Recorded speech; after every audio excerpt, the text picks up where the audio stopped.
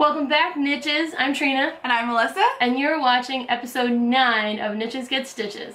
So we're going to do a little bit of catch up, tell you what we've been up to. Honestly, we're filming a week early and it's my fault. Because, and so I don't have a life up to this point. I will have a life starting next week because I found $65 tickets to go visit our brother in Denver. Can you imagine $65 tickets? Like, granted, it's on Spirit. I refuse to fly Spirit. Melissa's like, but it's okay. Like, you can still pack a backpack. And I'm like, okay, but they charge you for literally everything else. Like, I'm just not on board with that system. But $65 tickets to Denver might be worth it. Round trip, yeah. Yeah, it's not even one way. That's a round trip. And so, yeah, I'll pack in a backpack and I'll pack my own snacks and, like, I got this because I can't even drive in my Prius to Denver and back for $65. No. It's unheard of. So I'm going to visit my brother and his girlfriend Morgan, and I think both parties are mutually very excited about it. They've lived there for 13 months or so, and I haven't made it out there, so yay tickets. I think, isn't Bridget the only one that's made it out there? Yes. Yeah, Bridget Brooks is the only one that made it out there, so I love you, Tim. Morgan, I think you're great. I'm sure I'll see you soon. I told Tim, I was like, you know, I got like one good hiking day in me. Like, that's if we need to go on a hike, it's got to be like one day, and then the next day my knees are going to be shot. And he said we didn't even have to go hiking. He said that we could take a Jeep tour through the Garden of the Gods, which is right up my alley. Yeah. So I'm actually, you know, I've been to Denver a ton of times, but I'm more excited about this trip. And I even went to the town that has our last name in it, which is, it's not a common last name. No. But I'm still more excited about this trip, so. Yeah, if we have any Denver viewers, let us know in the comments below what fun things Melissa could do that don't involve hiking. Thanks, guys. Any other things? No, that's really, I've been watching a lot of TV, so my StitchFlix is totally full this month. Alright, well, I am on the same spectrum of I haven't really done that much in the last 3 weeks since we filmed, and I only watched one show. My StitchFlix is pretty bare. But in the time that we last saw one another, I did go to dinner with some friends. I have one friend who's leaving for Tunisia. She serves with the Foreign Service, and so she just had her French test, and so we went and got brunch right after the day after. French brunch? We did not have French brunch. We tried out this new, for lack of a better joint, it's like a butchery dinner place, and they served up this, someone behind us ordered this thing, I think it was called the Axe, and it was this piece of meat that was honestly like bigger than my head, and then the bone was as long as my torso. We asked the waiter what it was, and he said that they could weigh between like 30 to 52 ounces, but that the largest he'd ever seen was 64 ounces, and I just thought, that's gross. He said, yeah, you need like a couple of people to eat that with you. And I thought, yeah. I mean, it just came, it like took up the whole table. Like, you know, in like most diners, like this diner didn't have any tables that were bigger than average size tables. So like, if Jill and I had ordered it, it would have taken up the whole table. We wouldn't have been able to put anything else on there. So yeah, it was really wild and kind of gross to see. But the food was still good. We did not have French brunch, but I wanted to make sure I got in with her before she left for Tunisia. And then I had a friend from my university in town. What? Yeah, I haven't seen her since probably 2015, and then we only really saw each other because our former boss got married, and so it was really nice hanging out with her. She was accomplishing the thing that every DC tourist wants to do, which is visit all the Smithsonians in a day. Whoa. It's impossible. Like every person who comes to DC. Do you just like walk in or walk out? Like, yeah, I don't know. Like we went to the Air and Space. I met up with them at the Air and Space Museum, and when I got there, they were eating in the cafe. They weren't even touring, and then they only had like one thing they really wanted to see. But we did a real quick lap. You know, I think we said we're originally from North Carolina as well as Philly, and so they have the original Wrights brothers playing there. So the first place I looked for them, because I didn't even have her phone number. We were texting each other over Instagram, and so I thought to myself, well, if I were from North Carolina, what's the first thing I would do? And I was like, visit the Wright brothers plane. So I went to the Wright brothers plane. She wasn't there. I walked around the whole building, and finally I got a hold of her. She said, I'm in the cafe, which is where I never would have looked because I thought she'd be touring. So that was fun, but it was really fun hanging out with her. I mean, she's they're just such good people. The people that I was an RA, and the people that I worked with are such good people, and I constantly think to myself how nice it would be to like have a reunion with every group that like has like had such a huge part on your life, and you just fall out of touch with one another. And because of Facebook, it's honestly the only reason I knew she was coming, because like I said, we don't have each other's phone numbers. So had we've not followed each other on social media, I would have been like, I hope you had a great time. Yeah. Yeah, her aunt was with her. Her aunt lives here in DC, and her aunt was so cool. Oh, really? Super cool. Like a very cool, she was the cool aunt for sure. It was a really good time hanging out with them. And then she ended up working as a resident director, so she had many RAs who had also moved to DC, and so we met up with one of them. Yeah, it was a really good time. I really had a great time seeing her. That's awesome. You just reminded me that I also had a Facebook encounter. Oh. Yeah, like I didn't even think about telling the story. I'm sorry. I also had a Facebook encounter because somebody posted pictures of the cherry blossoms, and it was a girl who I had seen come to DC like 2 or 3 times. She used to be my neighbor across the street when I lived in San Antonio. Oh. And so like over Christmas she was here and I couldn't get up with her, and so she posted a picture of the cherry blossoms, and so I just like messaged her on Facebook, not an IM, not anything, just, hey, if you're gonna keep coming back from San Antonio to DC, can I be on like a taco delivery program? Because I miss the tacos. And we met up for drinks at DC Brow, and so yeah, same thing, just like because Facebook told me they were here, I got to catch up with an old friend. Yeah, that's really nice. I don't know, I'm notoriously bad for posting anything on Facebook. I don't care for Facebook anymore. Like their privacy stuff like really makes me nervous as I say this while making a channel for YouTube. But I really try hard not to post anything on Facebook. If you were friends with me on Facebook, the only thing I post is, we have a new episode! That's it. And so it makes me think to myself, like, maybe I should get better about posting stuff, because the new search function for finding out if, you know, say I was going to Denver and I wanted to see if anyone else I knew lived in Denver other than my brother that I could meet up and maybe get drinks with, the search function isn't as easy anymore, and people have to keep their Facebook updated. So if you've never told Facebook that you live in Denver, then it's not going to tell me that you live in Denver, so we could not cross paths at all only because I didn't post anything. So maybe I'll do that, but it's not likely. It's not. Mostly just because I'm bad at traveling. But speaking of traveling, I am going to the Dominican Republic next week. I'm going to go visit my husband. I'm really excited about that. I'm going to spend a week there. It's been a while since I had like a proper vacation. The furlough was a nice vacation, but I spent the whole time in my house. I didn't really do anything fun. I just did productive stuff. So I'm really looking forward to just like kind of sitting on the beach and doing nothing and trying to get through all the books that I want to read. So I'm looking forward to that, and not getting sunburned. Since aging and becoming aware of the dangers of the sun, I try really hard not to get suntanned anymore, but I also look really great with the suntan. So I have a hard balance there, yeah, but because I keep pale, infamously, then the sun in the DR is so intense that like it'll burn me in a second, so I got that 50 SPF going for me. I'm looking forward to slathering that on, hanging out under umbrellas. We'll see. Are you gonna take a big hat? No. Okay. I'm not gonna take a big hat. Mostly just because I don't want to chase it down a beach. Okay. I don't want it to blow off my head and chase it down a beach. I was like, to me that would be like hugely embarrassing. Sure. Even though you'll never see those people again, but it's just like, look at her go. I don't want that for myself. Yeah. So that's it for me. That's my catch up. I'm sorry, I was still... Look at her go. I was still there. I'm not very fast, so it would go. And my husband is also very easily embarrassed. In the DR, they have a huge culture of saving face, and so he would just watch it go. He would buy that hat? Buy that hat. So it would just be me. Whew, okay. I don't think my mascara is waterproof and now I'm crying. Ah! Alright. So do you want to move on to Drop a Dime, Save a Dime? Yeah, let's do it.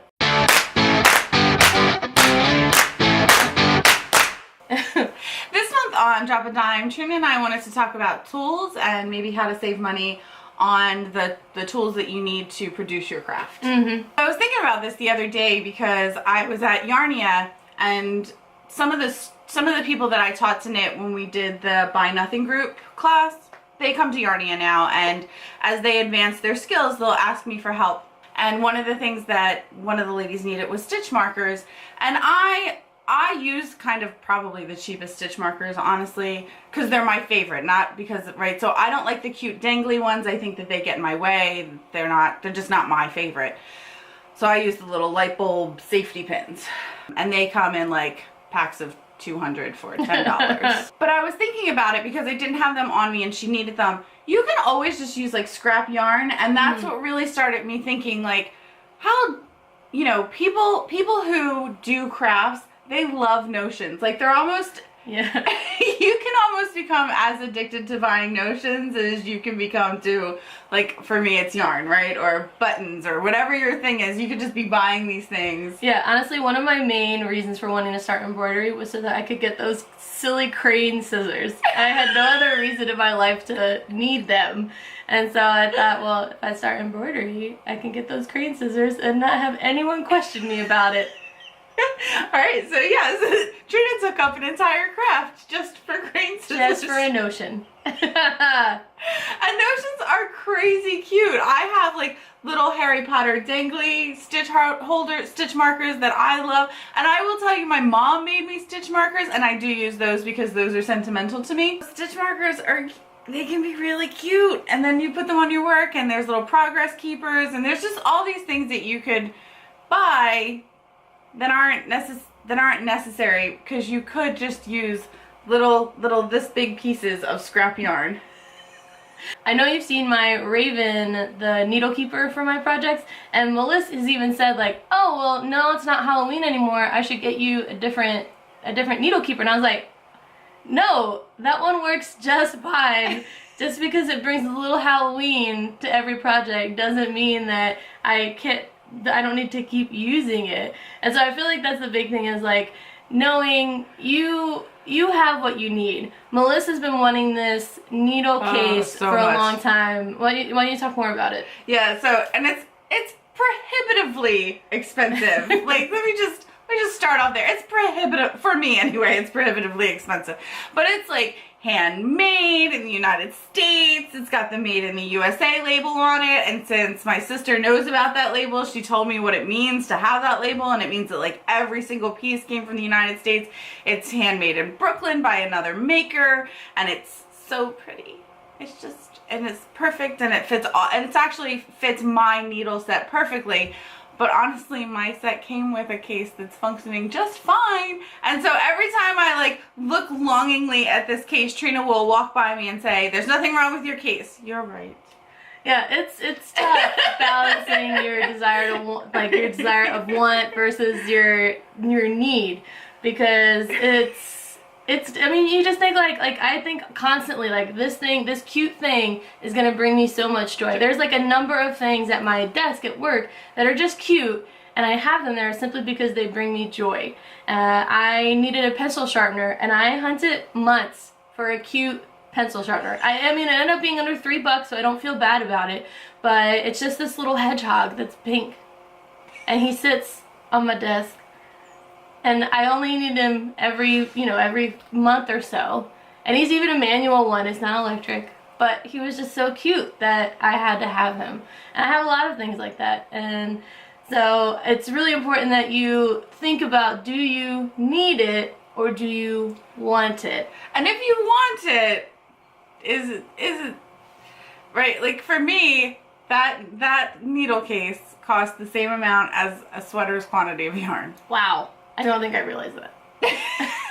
So, like, do I want a sweater's quantity? Like, I do that in my head. Do I want a sweater's quantity worth of yarn, or do I want that case? So I am good at the stitch markers. I don't overbuy stitch markers or buy stitch markers just because they're cute. And there's nothing wrong with that if you do. My favorite happens to be 200 for $10, so I don't overbuy them. The other thing that I'm good at not buying too many of is needles. So I've seen a lot of discussion in different forums that I follow on Facebook and Instagram or on Ravelry of people, and how do you store all these needles, and how do you store them so that your cords don't tangle, and I have all, and they show like this massive collection of needles, and I just think, oh, I have one of each size. One of each size. And early in my knitting life, I was introduced to interchangeable needles, and I think that was the thing for me. Like, I learned that instead of having to buy a 16-inch for a hat and a 24 for a blanket and a 50 for a sweater, I could buy one set of needles and all those cords and make the same set. And so I invested early in an interchangeable set, and it served me super well. And then I upgraded that set later when I learned, and not because there was anything wrong with that set was great, but I just learned that I liked metal needles versus bamboo needles. And so I upgraded to a metal set, and I haven't purchased a needle in 2 years. Another big part of it is that upfront cost. So like her not having to have bought anything for 2 years, I mean, that's a huge savings if you're like growing from hats to blankets to sweaters to socks. And if that's something that you want to grow into, then buying those interchangeable needles up front might be worth it. But like we've said before, start cheap. Yeah, so you can buy pieces of an interchangeable set. And I just did the math because Trina and I were talking about this the other night. Trina, I did the math. It costs exactly the same for me to have bought my set in pieces versus buying it as a set up front. Especially like at Yarnia the other night with that new lady. She needed to buy a 16-inch set to make a hat. And a lot of hats will say start with a size 6, go to a size 8, and then you need DPNs to close up the top. So that's normal for a hat pattern, which meant she needed approximately $21 worth of needles. Whereas if she had bought the interchangeable set for the 6, and then she would always have that set, and it wouldn't be specific to a hat size, right? She could have used it for different things that needed a 6 later. If she had bought the size 8, and then she had bought 2 cords, she needed a 16-inch cord, and she needed because I close hats with magic loop instead of DPN, so then she needs like a 24 cord. Okay. Right? She could have done that, and then she'll have those needles in her set, and she can start building from there. And that's only $15. Okay. Right? Versus the $21 of just tools she had to buy for her hat. Now, granted, she'll have those tools forever, but they're very specific just for hats. Okay. Now, for embroidery, I started off with that $15 kit from China, and I mean, the hoops don't go bad. The needles, they may get a little dull, but they're already dull-ish to start with. I have had the experience of my eye breaking. For our holiday party at work, I would string cotton balls together. Okay. Melissa and Al have both helped me with that. And sometimes, like, when you bunch up the cotton ball, it, like, becomes really dense, and I couldn't get the needle through, so I was, like, stabbing it onto a table, and then I just snapped off. It's my own fault. I was being really aggressive. That's the only instance where I've had to like replace something, but I didn't replace it because that set came with so many needles that it wasn't a big deal. So the only thing I've had to buy is if I want to frame a gift, then I either, depending on the style of the embroidery that I've done, I have buy them a hoop, just a little bamboo hoop, and I, give it to them in that. But I've also spent money on framing pieces. So I think I have posted the framed version of our Wi-Fi password, because the Goonies theme just didn't fit to me. Aesthetically, it didn't fit in a hoop to me. I had it on a hoop for a while just to have it up, but it looked dumb. So I just bought a frame from Amazon for like $10 and it fit perfectly. So you framed that one? You didn't send it to a professional framing situation? Who can afford that? Not me. Okay. So if professional framing is something you want, then I would call Michael's. Save those Michael's coupons and go to their framing shop. I did professionally frame Jen and Vince's gift. Okay. So that one was professionally framed because I wanted a matting and everything, because I didn't want to, because even though that one had a country feel, I didn't want it to feel so country in the frame. Okay. So that one was pretty professional. If you're discovering that you really love the craft that you're doing, I do think it's worth spending money on the tools that people recommend. And especially if it's going to save you costs in the long run. Before I was a knitter, I was a pretty good baker. And people would they'd be like, oh my goodness, you made this? Half of that work was the tools. Half of that was owning a KitchenAid mixer or owning the right pan. Tools can really help or hinder your craft. It's true. I find that it never hurts to do just a little bit of math. The next time that you're shopping for needles because you need a specific size for a project and it asks for a certain length, do the math and see if it's more cost effective for you to buy the interchangeable set for the long run. I love my interchangeable set, and they come in a variety of different price points, right? So I would tell you that my first set probably cost $60.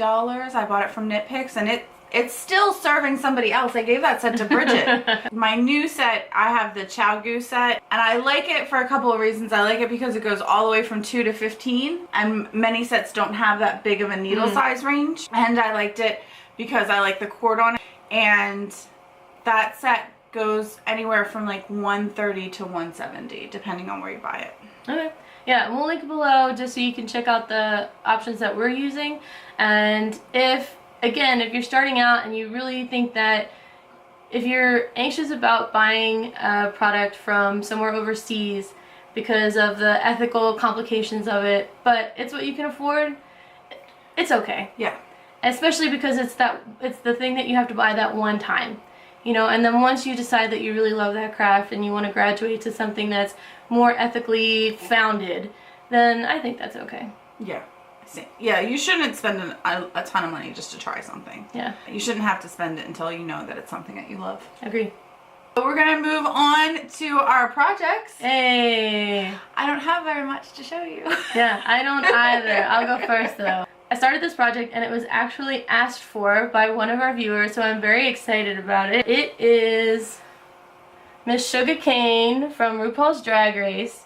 I'm doing turkey stitch on her hair, and I'm super excited about it. I'm also going to do turkey stitch on like the fringe part down here and on her sleeves. Miss Sugarcane is an Apache, and so this was one of the outfits that this was the outfit that she wore for the fringe look on the runway. And I'm really excited about it. I don't know if you can tell, but I'm using a printed fabric. It's got little triangles on it. I went to Joann's recently and they had a bunch of fat quarters for sale, like how they do those quilting blocks, and that was one of them. So I was like, oh, that'd be perfect, because it gets boring just doing embroidery on plain white cloth. So I'm really excited about that one. And the turkey stitch wasn't that hard. I don't know, it just seemed like it was gonna be hard, but it wasn't. It wasn't hard at all. It was essentially backstitch. It was just a more elaborate backstitch. And then keeping the hair out of the way was the biggest part, because it did keep getting in the way because my loop was so long. And so I kept having to like move it out of the way so I could see where I was going. But I'm really excited about this project. It'll be a lot of French knots. I think the fringe is going to look really good. The only thing I can't figure out is her coat had this very cool southwestern print on it, like a lot of like lines on it. And from the picture that I used, I couldn't trace them and it still looked good. So I think I'm just going to do some watercolors in there that match the colors that she's wearing. But yeah, I'm excited about that. I'm still, believe it or not, working on Bridget's blanket. But she's gotten so far. I'm coming to the end. It will be done in time for the baby shower, in her second baby shower in Raleigh, and I'm very excited about that. I'm actually into the 5th block, so I'll be able to show you. So the last time we saw it, I think we were here with the crazy panda bear, or right? Mm-hmm. So now we have full monkeys and sheep and owl and pig. Those are been completed. And I finished another block. This one is kind of my favorite with the crane. And I think he's a deer. Yeah. I'm imagining he's a deer. Definitely deer. And I love the cat because the cat has a ball of yarn. So of course he's near and dear to my heart. And then finishing up with the snail. I'm so grateful to Neighborhood Fiber Company right now, and I'm going to tell you why. So these are brand new, newly wound balls from Neighborhood Fiber Company.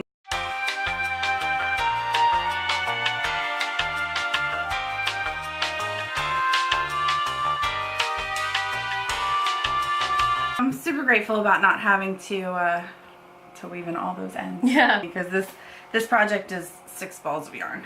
The other projects that I have to show you are projects that you've already seen, but I need advice. So I'm coming to the collective hive mind to ask for your advice. So this is Trina's sweater, and I got so far that I put in the pocket. Pocket. Let's turn it right side out so that you can actually see what it looks like. So I'm here. And the next step in Trina's sweater is that I have to do, so she has a Fair Isle star design that should come right here. So I'm approximately right here in Trina's project. I'm, you know, and then I do here, and then I'm at the armpits, and then arms, and it's done. So I would consider this almost, you know, like 2/3 done, really. So it's got the pockets in it, and this is my first Deke project, so it's also very scary. And then this is the other sweater that has landed on Lazy Island, and this is my Harbor Village from Amy Herzog. And this is a dolman shaped sweater, and so what will happen is that these ends will just start to wing out and become the back of arms. So eventually this is going to have a lot of stitches on it. And I would only consider this, and this is just the back, so this isn't even 1/3 of the way done, honestly. This is, I can't even begin to talk about where that is. And so I just signed up for Make Wear Love again in September, and I need to have a sweater ready for the fashion show, and I don't really know which sweater I should give my full attention to try to complete before the fashion show. And so I'd really like your advice. So leave a comment below about which sweater you'd like to see finished first. And luckily Trina and I were kind of the same size, so I can wear her sweater to the fashion show and it'll be fine. It's a little short in the sleeves. Yeah, it'll be 3/4 lengths for me. But so yeah, I need your advice. I'd really like to know which project you think that I should give my full attention to as soon as I finish the blanket for the baby shower. Craft us, because you'll have to model it for our viewers. If you wanted to put in a vote, I would really like your input as well. Yeah, what do you think? It may be hard. It may be easy. But either way, you are capable. Well, thank you, Craftus. That's very helpful. Craftus is crazy. So leave a comment below, let me know what you think. I'm taking votes. We'll move along to our disneybound. Because Melissa's blanket is really the only one that's close-ish to finished. We're behind. This is so heavy. Can I just talk about how stinking heavy this blanket is? So let's raise this up so that you can see. So Trina and I were thinking, with all the little woodland creatures, you know, along with the coloring of it, because it kind of matches her forest outfit. We think that this belongs to Briar Rose, like, you know, because I make the distinction in my head. Sleeping Beauty is wearing the pink or blue gown and Briar Rose is in the forest, so yeah, we think it belongs to Briar Rose when she's in the forest singing I Knew You Once Upon a Dream. Excellent. Then let's move along to our StitchFlix. Melissa, I'll let you go first since you seem to have a massive list. I'm going to start with books. So still listening to Outlander, Echo in the Bone. Wah, wah. But Facebook the other day, and this was just the other day, Facebook the other day goes, all the Harry Potter fans are listening to this book called Harley Merlin. And I was like, oh, are they? Sure, whatever you say. I've been so out of books recently, like I haven't been feeling them. I haven't been able to like make myself listen to them. And so I have a ton of Audible credits right now that just need to be spent. So I was like, fine, whatever, I'm gonna read that book. It's total garbage, y'all. Like I'm not gonna tell you to read it. I'm not gonna tell you that it's thought-provoking. Total witchy garbage. Like even the actual like words and vocabulary that she uses, it reads a lot like Harry Potter fan fiction, to be completely honest, and not even like good Harry Potter fan fiction. But it's wonderful and I love it. I'm already on like the 3rd book. I can't stop listening to it. I think I needed, like, not even like a not thinking break. I needed an imaginative break. Sure. I need fantasy books in my life. It's a true statement, and I know that about myself. I have always really loved the fantasy genre. I think the very first adult books I ever read were the Dragonlance Chronicles, and so I need a fantasy land to escape to, and this provides that for me, and I'm super grateful. I'm sorry for my uneducated choices in books. So Harley Merlin by Bella Forrest is, I'm gonna listen to the whole 7-set series in probably 2 weeks. Wait, is Bella Forrest the author or is she a character? Bella, kudos on the name. Yeah. She also wrote a vampire series, which I will probably read after this because again, like I love that story. And then I totally binged on TV. Again, I don't have a life till next weekend, so I have a lot of TV to go over. I watched The Republic of Doyle. I love cop shows. I think they're easy to watch. They don't require me to retain information. I don't have to do a lot of like, well, what did that mean? Trina loves those shows. I want to knit and pay half attention to whatever show that is. Cop shows are great for that.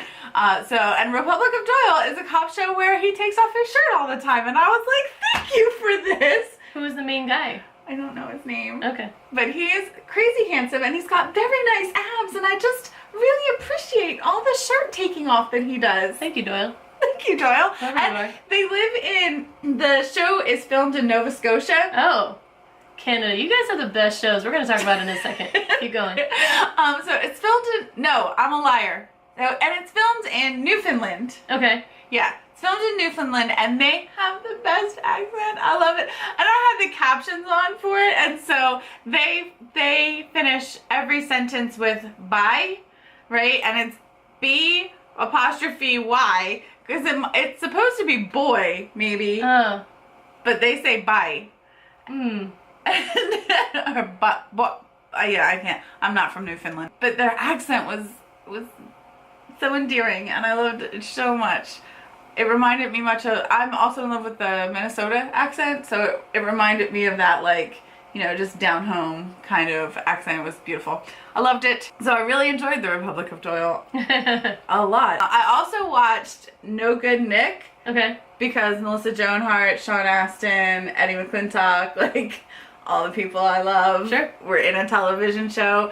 And the television show is weird. It wants to be a sitcom.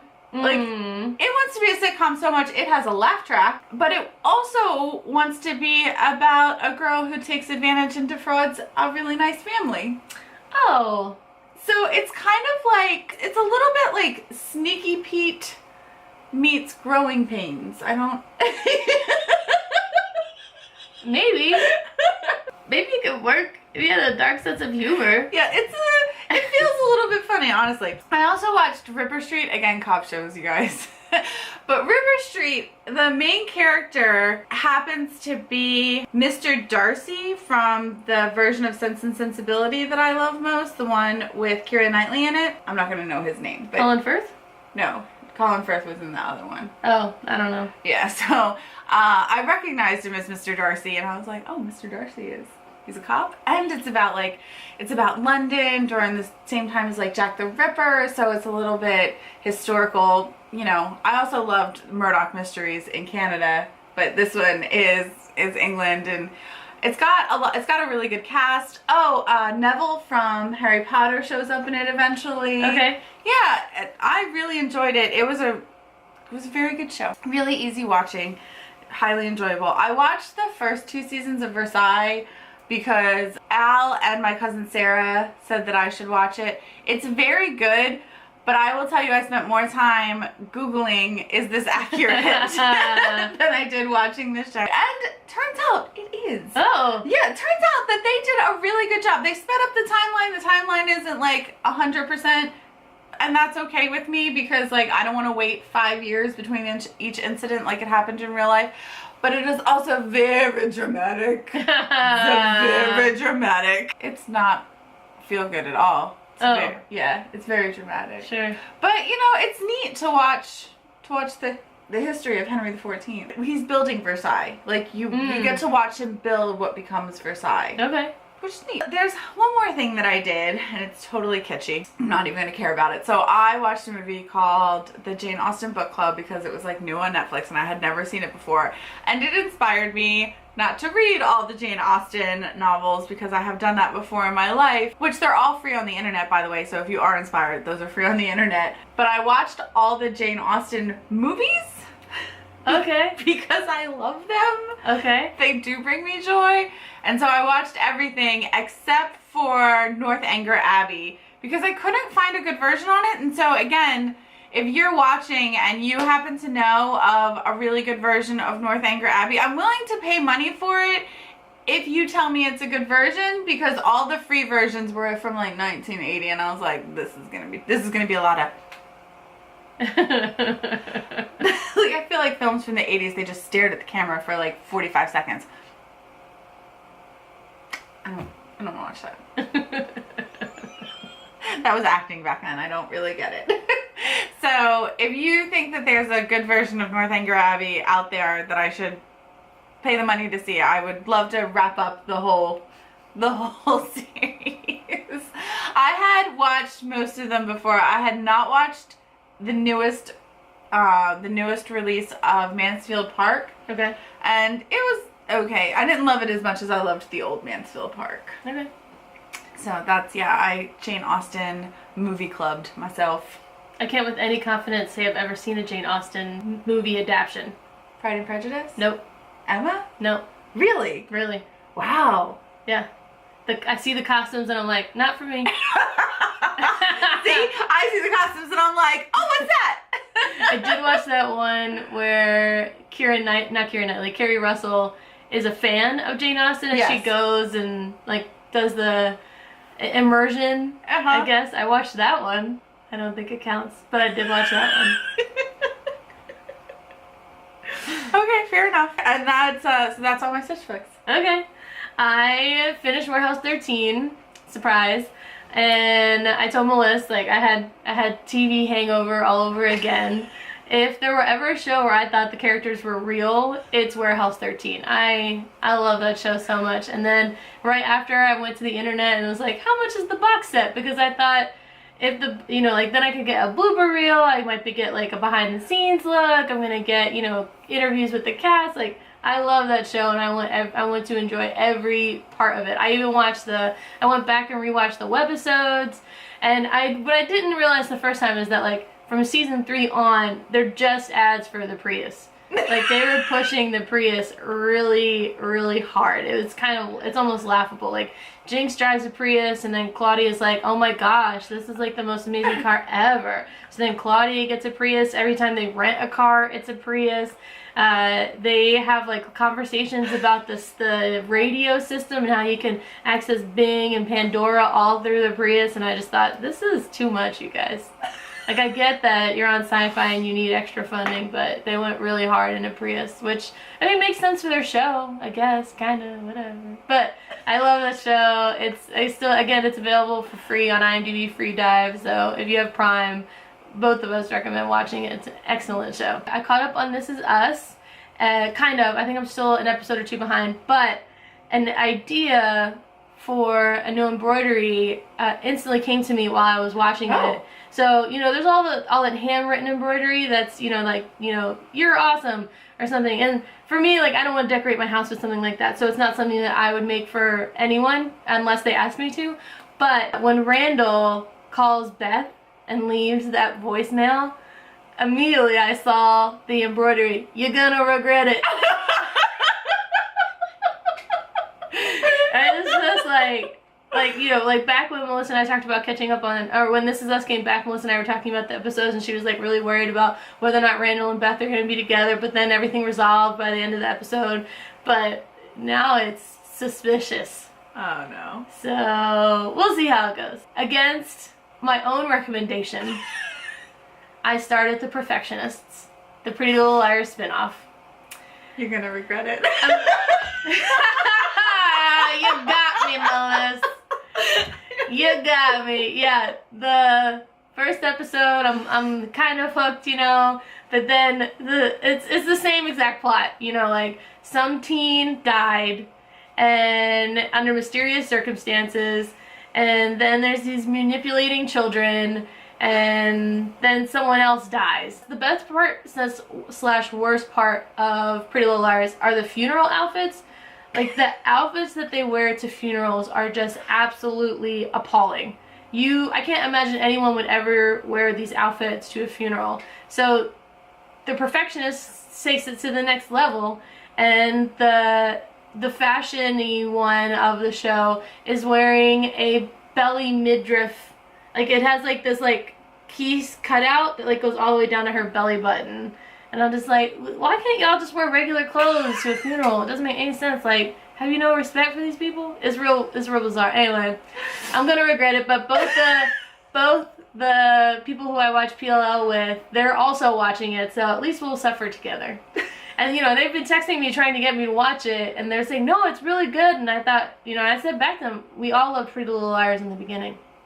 And it was when I'm Arlene King stabbed us in the back at the end of season 5 that we turned our backs on her.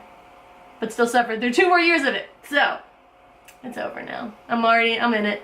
It's over. Because you don't give up on shows. No, I don't. I was like, I've talked about how I wanted to not watch the rest of The 100, but I'm waiting for it to come back. Because I don't give up on shows, so. My life. Alright, and then I also went to the theater and saw Us, the Jordan Peele movie. I thought it was okay. I don't know, like, people really loved it. I just didn't think it was that scary. It wasn't as scary as Get Out. And the twist at the end, okay. So, I don't know. The person I went to go see it with was like texting me fan theories and stuff afterwards, and I was like, maybe I'm supposed to see more, but I didn't see more. I saw what was right in front of me. Well, and I always think that you're very good at seeing any underlying messages, so if you didn't see them... Yeah, I don't know. Yeah, as a horror movie, I didn't find it scary at all. Which was weird, because I asked my usual movie friend to go, and he's like, no, I heard from this other person who saw it that it was too creepy. But it wasn't. Okay. The actors did a great job. Don't get me wrong, like, the acting was excellent. It was just the story in total, I thought it could have been better. It could have been scarier. Let me say that. It could have been scarier.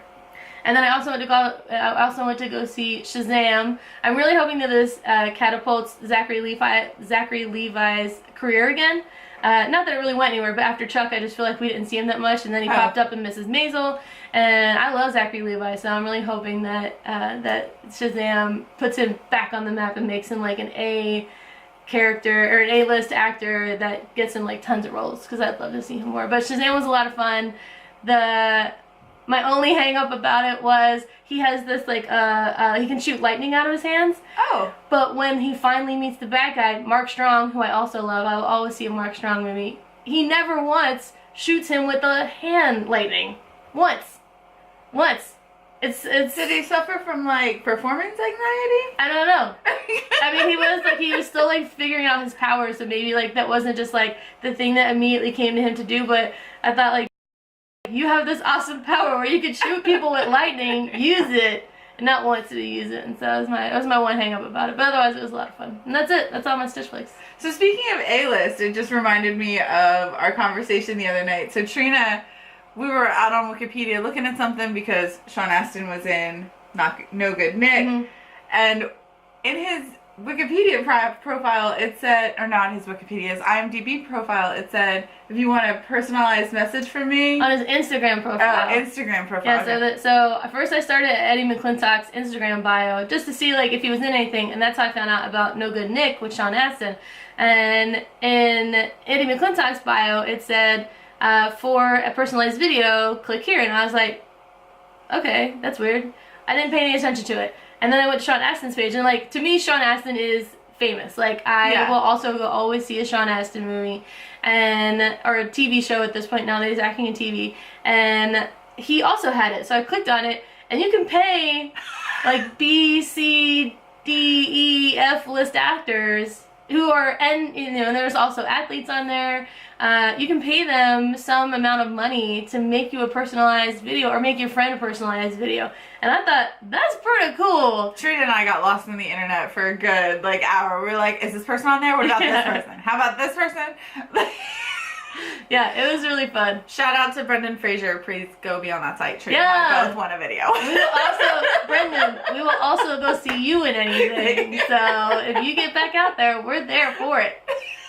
Never gonna not love him. Yeah, so check out Cameo, Cameo, and see if, you can surprise one of your friends with a gift. Again, one of the first casts I looked up was Pretty Little Liars. And I really wanted to send, almost joke send my friend who I watched Pretty Little Liars with one from the guy who played Toby. So I was like, that would be fun. But some of them, the production value is pretty low. I only didn't send Keegan Allen, the guy who plays Toby in Pretty Little Liars. I didn't ask him for a video because it was very clear that he was filming some of them while just waking up and was still in bed.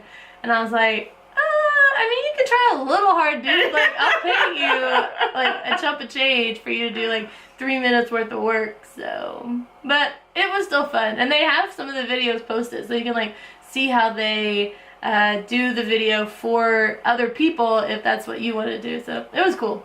So let's talk about our stitch along. So I'm gonna go ahead and tell you that I failed to make anything for our stitch along this month. Yeah, I didn't either. I'm a terrible participant. I did cast on socks because winter is here and everybody needs socks for winter, but I only have this much sock. And I really want to make a patch for the very first time, but I really wanted to finish the sugarcane one first, so I didn't start on mine. So do we give ourselves another month or do we start a new stitch along? We've waited this long for the Game of Thrones to start over. We've been waiting for almost, 2 years for season 8 of Game of Thrones, so I think it's totally fair that we have another month to do this stitch along. And we're gonna conquer it. It's gonna be great. It's gonna be much better next month. So for this month's stitch along, keep working on those Game of Thrones stitch alongs, making whatever you want that might relate somehow in whatever way to Game of Thrones. So thank you so much for being with us for our 9th episode of Knitches Get Stitches. We really appreciate it. If there's a TV or movie that you think we should watch, please leave a comment below. I really need your help on deciding which sweater I'm gonna give all my attention to finish for Make Wear Love, so please leave that comment below. If you have any tool suggestions, tools that really work for you, let people in the comments below know where they can go to find them. And if you have any recommendations on how to grow your tools without spending a ton of money, we'd also love to hear those tips from you. Yeah, and I'm going to Denver, so I would love anything that you think I should get done in Denver. I will tell you that my sister Knits is the name of a yarn store near Denver, and I might make them drive me out to it. Yeah, that'll be fun. If you're so inclined, follow us on Instagram, on Twitter, on Facebook, on Ravelry, on Goodreads. We're on all of them. And please subscribe to the YouTube channel. Yeah, but we're thinking that once we get to 100 subscribers, maybe we'll do a giveaway! Woo! So tell your friends to hit subscribe and like this video. Yeah, and we'll see you next time. So stay sharp, Knitches. And don't be a prick.